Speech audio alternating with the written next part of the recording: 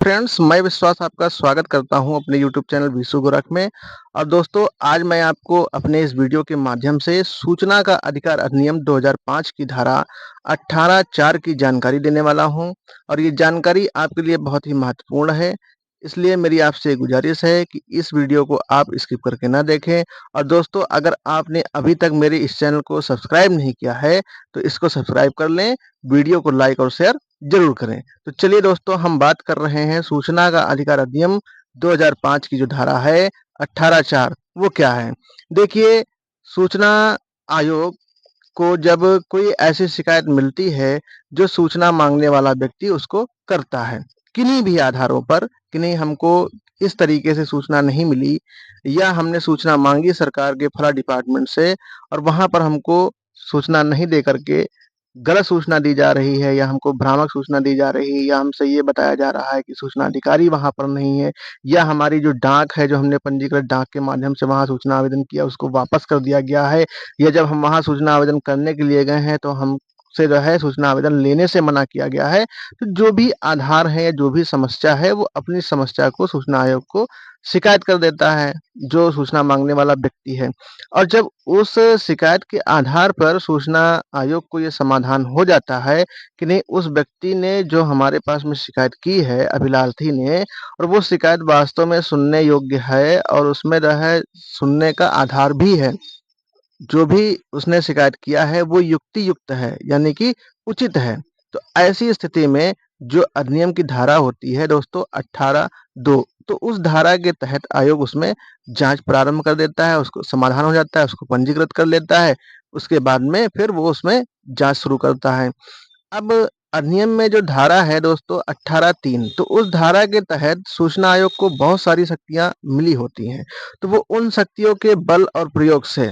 सूचना आयोग उसमें जांच प्रारंभ करता है और उन शक्तियों के बल और प्रयोग से जो सूचना होती है उस सूचना तक पहुंच उपलब्ध करता है स्वयं भी, और जो मांगने वाला व्यक्ति है अगर वो सूचना दे है अधिनियम के प्रावधानों तहत तो उसको भी वो सूचना प्रदान करवाता है। तो अब हम यहाँ पे बात कर रहे हैं दोस्तों अपने इस वीडियो में अधिनियम की धारा 18(4), जिसके विषय में मैं आपको जानकारी दे रहा हूँ। वो क्या है, तो आप ये समझ लीजिए कि संसद में या फिर विधानमंडल में ऐसे बहुत सारे अधिनियम और कानून बने होते हैं जिनमें ये जानकारी दी जाती है कि नहीं, कौन सी ऐसी सूचना है या डॉक्यूमेंट है जिनको पब्लिश किया जाना है या फिर नहीं किया जाना है। वहां पर समय समय पर संसद में दोस्तों और विधानमंडल पर कई सारे ऐसे अधिनियम, प्रावधान, नियम, निर्देश बनते रहते हैं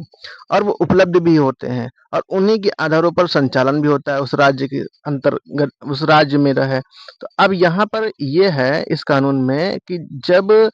कोई भी ऐसा नियम और प्राविधान या अधिनियम बना भी हो संसद में या किसी राज्य के विधान मंडल में, तो भी जब सूचना आयोग जांच कर रहा होता है और उस अधिनियम में अगर कोई ऐसी असंगत बात आती है कि नहीं, ऐसे डॉक्यूमेंट को पब्लिश नहीं करना है या ऐसे डॉक्यूमेंट को नहीं देना है जनता को, तो भी अगर वो डॉक्यूमेंट सूचना के अधिकार कानून के तहत दिए जाना योग्य है और जब सूचना आयोग उस डॉक्यूमेंट में जांच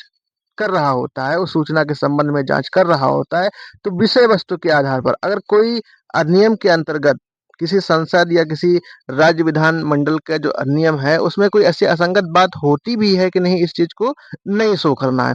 तो भी जो लोक सूचना अधिकारी हैं तो वो उस डॉक्यूमेंट को या उस अभिलेख को किन्हीं भी आधारों पर सूचना आयोग के समक्ष प्रस्तुत करने से नहीं रुक सकते हैं, उनको वहां पर प्रस्तुत करना ही पड़ेगा। और जो सूचना आयोग है उस डॉक्यूमेंट की परीक्षा भी कर सकेगा दोस्तों, उसको ये पावर है। बेशक वहां पर कोई असंगत बात हो, कोई अड़चन हो किसी अधिनियम कानून के तहत कि नहीं, इस चीज को नहीं, मतलब जनता को देना है या इस सूचना को बाहर नहीं प्रकट करना है, परंतु जब सूचना आयोग जांच करेगा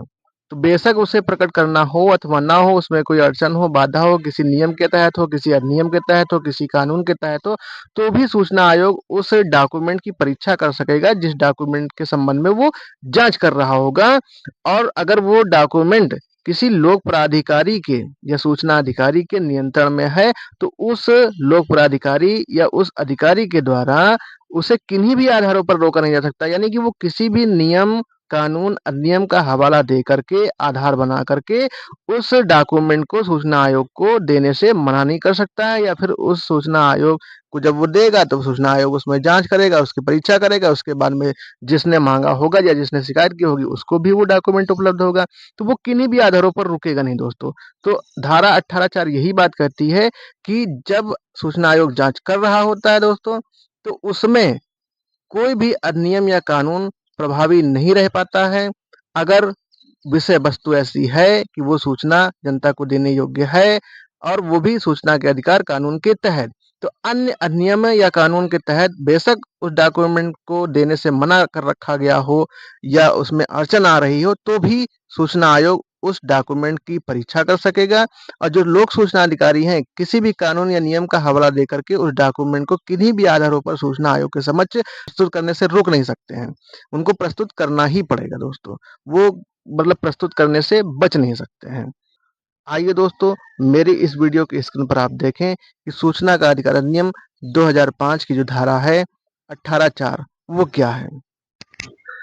धारा 18(4) यथास्थिति संसद या राज्य विधानमंडल के किसी अन्य अधिनियम में अंतर्विष्ट किसी असंगत बात के होते हुए भी यथास्थिति केंद्रीय सूचना आयोग या राज्य सूचना आयोग इस अधिनियम के अधीन किसी शिकायत की जांच करने के दौरान ऐसे किसी अभिलेख की परीक्षा कर सकेगा जिसे यह अधिनियम लागू होता है और जो लोक प्राधिकारी के नियंत्रण में है, और उसके द्वारा ऐसे किसी अभिलेख को किन्हीं भी आधारों पर रोका नहीं जाएगा। दोस्तों देख लीजिए, बहुत ही अच्छी बात है कि जब कोई भी व्यक्ति, सूचना मांगने वाला व्यक्ति किन्हीं भी आधारों पर सूचना आयोग को शिकायत कर देता है और जब शिकायत के सापेक्ष सूचना आयोग जांच कर रहा होता है उस व्यक्ति के द्वारा की गई शिकायत में,